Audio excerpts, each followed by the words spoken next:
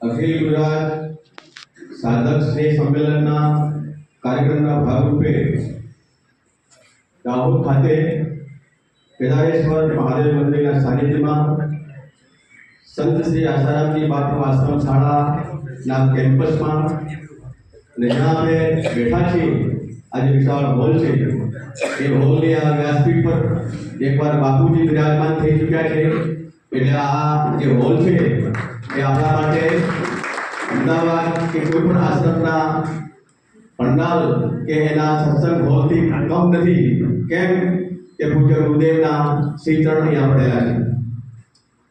आगे आ हमारी 3 जिल्लानी विभागीय समिति पंचमहाल महीसागर अने दाहोद आ 3 जिल्लानी जे विभागीय समिति छे बनावी छे ए समितिना हमारा मुख्य शिरोधार वडील पूज्य बापूना प्यारा एवा अपना वडील गुरु भाई आ विस्तारना 4 टर्म सुधी जहाँ बम्बई के लोग यहाँ पर रहे गुरु भाई तो इनको मैं बोलूँगा कि 4 टर्म मीन्स 20 साल तक इसी इलाके के विधायक रह चुके ऐसे बच्चू भाई किशोरी साहब मेरे भाई बगल में बैठे हुए हैं। इनके सानिध्य में इनके मार्गदर्शन में हम सब लोग इकट्ठा होके 17 जुलाई 2023 राजस्थान जोधपुर गए थे। 16 तारीख को हम सिरोही डिस्ट्रिक्ट में राजस्थान के साधक सम्मेलन अखिल राजस्थान साधक सम्मेलन का न्योता मिला था तो हम सब लोग वहां गए थे। 21 लोग वहां देखा थे 2000 से ज्यादा लोग वहां खड़े थे मिले थे और वो सब मिलकर पूरा संगठन राजस्थान का बनाया। तो हम लोग ये प्लान लेकर गए कि हमने गुजरात का जैसे राजस्थान का बना है ऐसा संगठन गुजरात का बने। ये संकल्प लेकर हम फिर जोधपुर गए और जोधपुर में जो मैं यहाँ से जो बात बोलूँगा ये बिल्कुल सच बोलूँगा। गुरुदेव की साक्षी में मैं खड़ा हूँ। पहले खड़े होने से पहले मैंने बोलने से पहले बाबूजी के चरणों में मेरा मस्तक झुकाया है। मैं जो बोलूँगा सत्य बोलूँगा। बापूजी के आज्ञा लेने के लिए हम लोग जोधपुर गए। हमारे यहाँ के 3 जिलों के प्रमुख सेवाधारी जो 3 जिलों के वरिष्ठ सेवाधारी गुरु भाई इसमें से ज्यादातर मुझे लगता है कि यहाँ सब लोग यहाँ मौजूद हैं। तो राजस्थान के जो कमेटी बनी थी बाबूजी ने जो बनाई है उस कमेटी के कोर कमेटी के सदस्य कालूराम जी ने आश्रम संचालकों और श्री अतुल भाई वगैरह को प्रेशर करके कहा ये गुजरात के लोग आए हैं बापू से तुरंत बात करवाओ।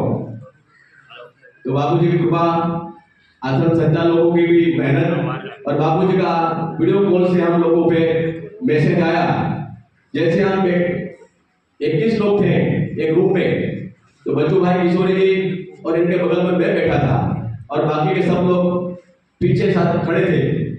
जैसा बापूजी ने वीडियो देखा तो तुरंत बोले किशोरी साहब को देखकर अरे भाई बच्चों भाई किशोरी तो बहुत बूढ़ा हो गया है क्या। बापूजी ने एमनी साथे जे અહીંયા આ જગ્યાએ રહ્યા છે એમની સાથે એમના સંસ્કરણો છે એમના ઘણા બધા અનુભવો છે અને બાપુજી એમના નિર્મળ સ્વભાવ એમનો સાધુ સ્વભાવ એનાથી બાપુજી પણ પ્રસન્ન છે સાધક છે।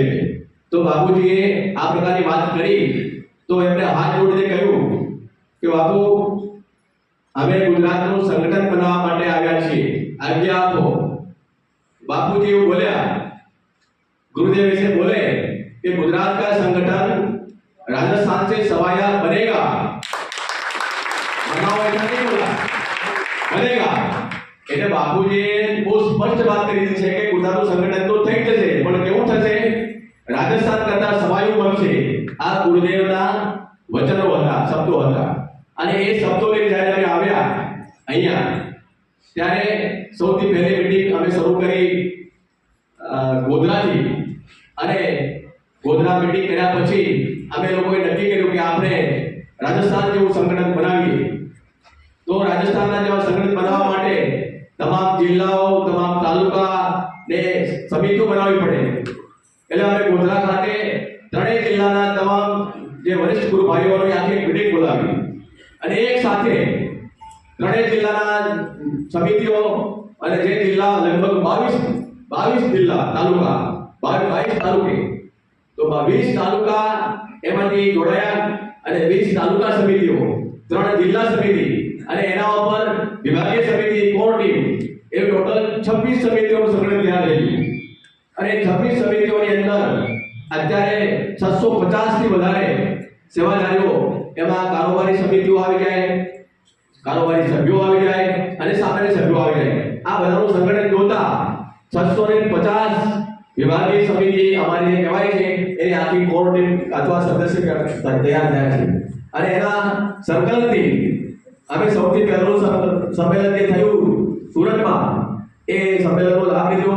ત્યાર પછી ગોધરા ખાતે આવા જ વરસાદની અંદર 4000 થી વધારે ગુરુ ભાઈઓ આવ્યા અને ગોધરા ખાતે સંમેલન થયું અને એમાં અમે જાહેરમાં સંકલ્પ પણ લીધા કે આ જે સંગઠન છે એ સંગઠનને રાજ્યવ્યાપી બનાવશું અને એના ભાગરૂપે ત્યાર પછી ભાવનગર ગયા, ત્યાર પછી રાજકોટ ગયા અને રાજકોટ પૂરું થયા પછી જે સંગઠન અન્ય જિલ્લાઓમાં પ્રસરવું જોઈએ, અન્ય વિભાગોમાં થવું જોઈએ એમાં ઘણા બધા કારણો હશે. એ કારણોમાં એક કારણ અમે કહી શકીએ કે અમદાવાદની અખિલ ભારતીય સમિતિ કે અમદાવાદ મેનેજમેન્ટ તરફથી આ બાબતે સંપૂર્ણ સહકાર ઉત્સાહભેર આપવાનો ઓછો થઈ ગયો અને અન્ય જિલ્લા સમિતિઓ પણ એમાં ભાગ લેવાની સંમતિ દર્શાવી નહીં. એટલે અમે નક્કી કર્યું કે અમદાવાદ અખિલ ભારતીય સમિતિ દ્વારા અગાઉ 2 વર્ષ પહેલા તમામ જિલ્લા અને વિભાગીય જિલ્લા સમિતિઓના કિશોરી સાહેબ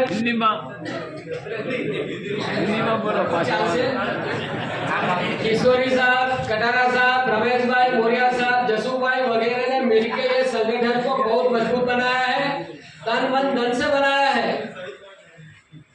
उसी संगठन में हमें जुड़ना है बस, और कुछ नहीं करना है. दूसरा संगठन बनाने की जरूरत ही नहीं, इसी संगठन में जुड़ जाना है और आगे बढ़ना है.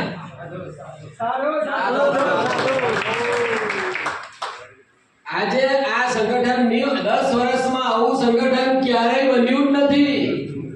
पूरा 10 वर्ष बीत गए, ऐसा संगठन हमने अभी तक नहीं देखा है. अभी जो बनाया होता ना तो अभी सरकार के मुंह पे और षड्यंत्र के मुंह में से फिर निकल गया होता. ऐसा संगठन बना होता तो सरकार त्राईमाम पुकार जाती है नहीं बापू को निकालना ही पड़ेगा कैसे भी करके. लेकिन हमको इकट्ठा नहीं होने दिया. आप लोग चाहते हैं इकट्ठा होना है तो आप लोग आ गए. देखो कितनी तादाद में लोग हैं, सोचा नहीं था कितने दूर से लोग आ रहे हैं और ये कितना इंटीरियर एरिया है दाहोद का भी, फिर भी इतने लोग हैं. तो अभी एक बार आश्रम के कोई भाई वक्ता एक बार बोले कि नहीं बापू के लिए हमको एकजुट होकर आना है तो नहीं आता है. लेकिन 10 वर्ष में कभी ऐसा हुआ नहीं. तो क्या किया जाए? संगठन એટલું મહત્વનું છે આપણા માટે કે એની વગર આપણો ઉદ્ધાર નથી. હવે પહેલા બધું ચાલતું હતું, લોકો છૂટા છૂટા હતા, આજે બધા ભેગા થઈ રહ્યા છે. એ જોઈને ખબર પડે છે લોકોને કે ના આ લોકો હવે કંઈક કરશે. અને કટારા સાહેબે પોતાની રીતે લખાણ કર્યું છે, અલગ અલગ પ્રશ્નોના જવાબ માંગેલા છે. એ પ્રશ્નોના જવાબ આપણે મેળવવાના છે. અને આજે બાપુની હાલત તમે જાણો છો બધા જ કેવી પરિસ્થિતિ છે. આપણે તો માત્ર ઈશ્વર એક જ પ્રાર્થના કરીએ કે ગુરુદેવ ખૂબ જ જલ્દી સારા થઈને બહાર આવે.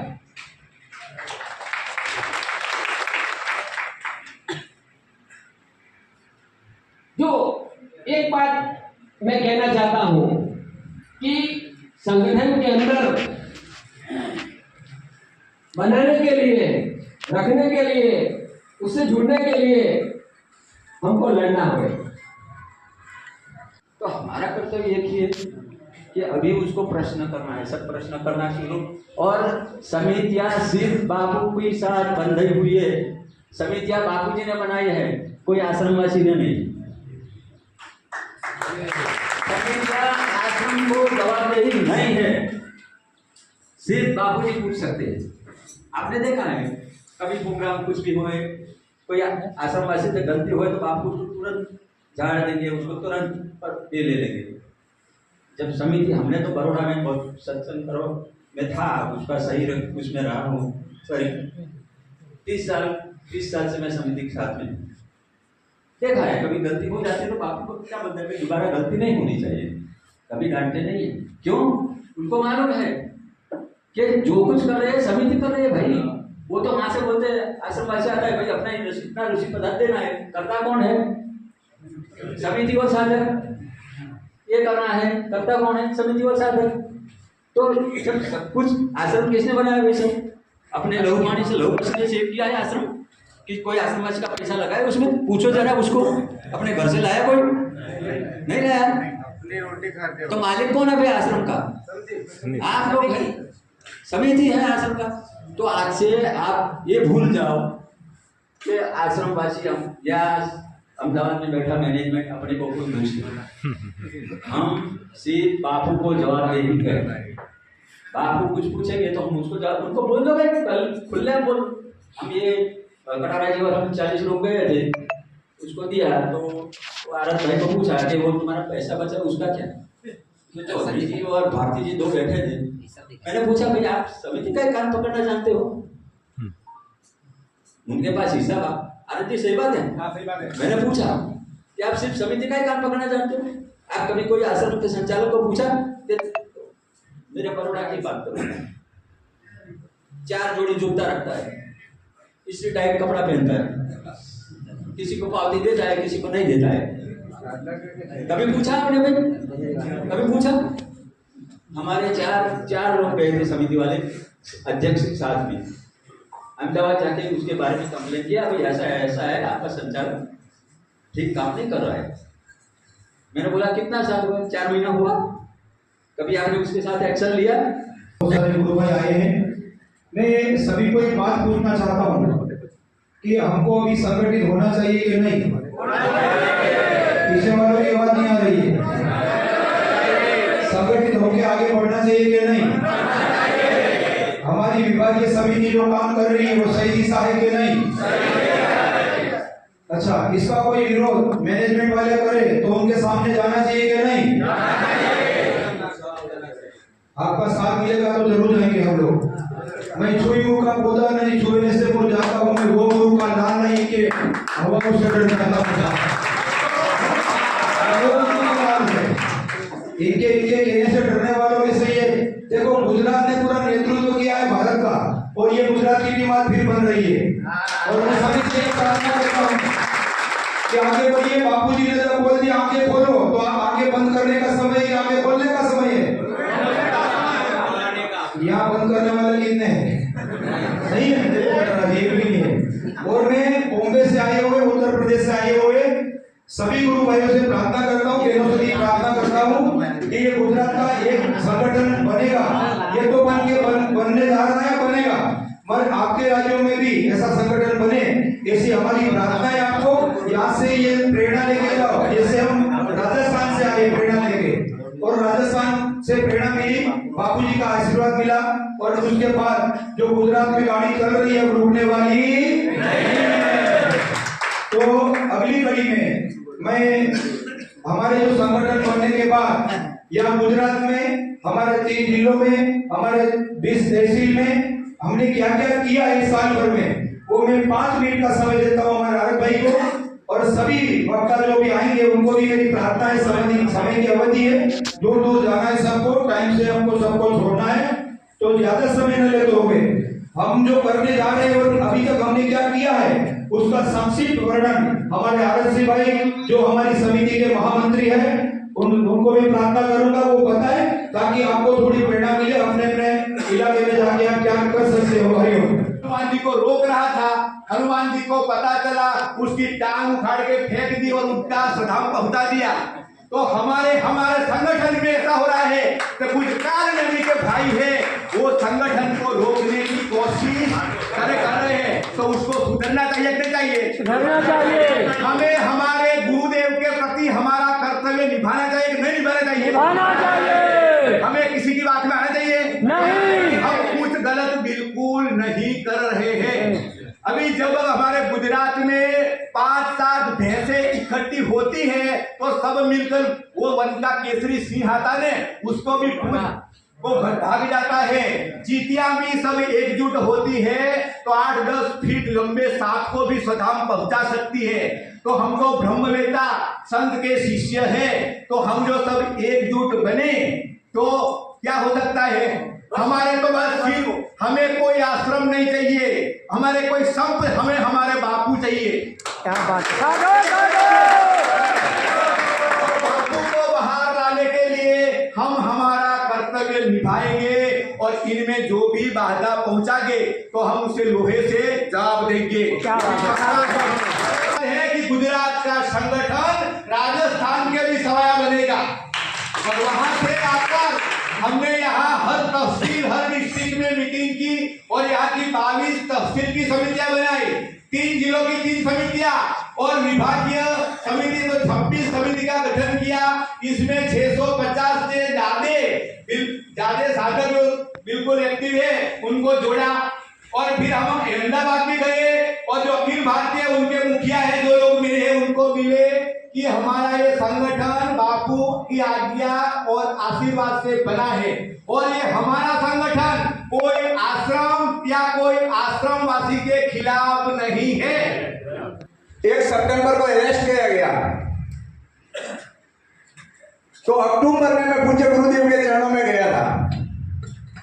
बाहर यही पता चल रहा था कि अंदर भोजन वगैरह सब जा रहा है और उस समय में मुंबई के साधकों को थोड़ा सा पता चला, मैं पूज्य गुरुदेव के चरणों में अंदर गया। आज जिसको लोग जैन मंदिर कहते हैं, मैं बार बार इस बात को कहता हूं कि आप उसको जैन मंदिर मत कहिए। क्यों? क्योंकि जब उसको मंदिर समझ लेते हैं तब वहां पे स्थापना हो जाती है। आप उसको जैन समझिए ताकि आपके अंदर दर्द हो कि इस जब युग में मेरे पूज्य गुरुदेव के ऊपर अत्याचार हो रहा है, अन्याय हो रहा है और बापूजी को जेल में लेके गए हैं तो उसके लिए हमारे अंदर एक पीड़ा जागृत होगी।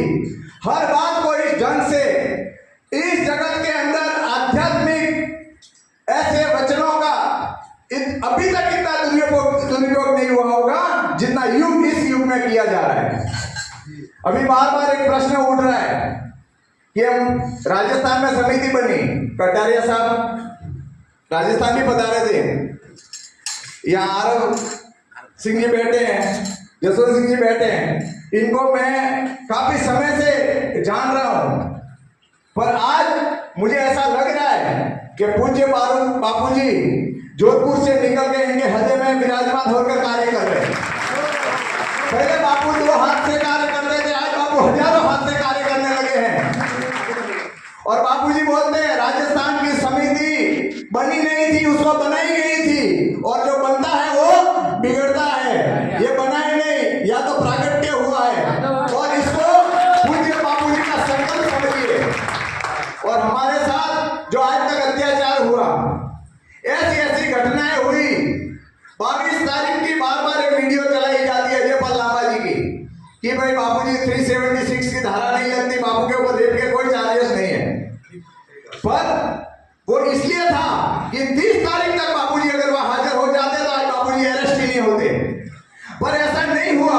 बापू के आसपास एक ऐसा घेरा मंडरा रहा था जो बापू को एक विपरीत दिशा की ओर मोड़ रहा था और उससे पूरे समाज में इस तरह का एक अफवाह फैलाई गई कि बापू गुनहगार हैं और इससे बच रहे हैं।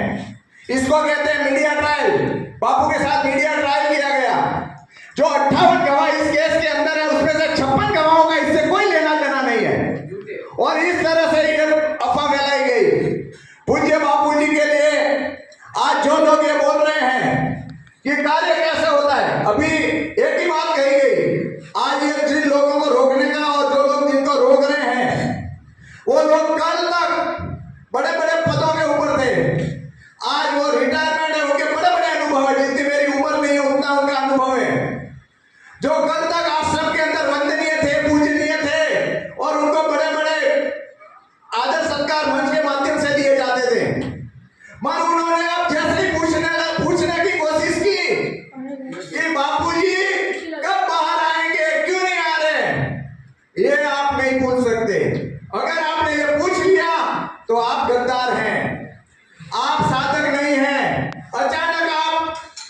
सद्बुद्धि प्राप्त किए हुए साधक को मूर्ख बनाया जाता है।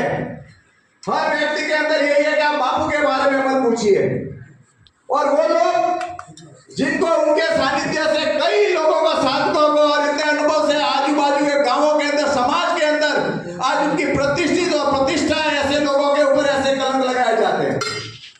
ये जो अभी पैसे की बात कर रहे हैं, मैं उनको कहना चाहता हूं, उनको पता करो कि वो हर महीने अपनी कमाई के अंदर कितना सेवा के अंदर लगाते हैं और तुमको क्या अधिकार है।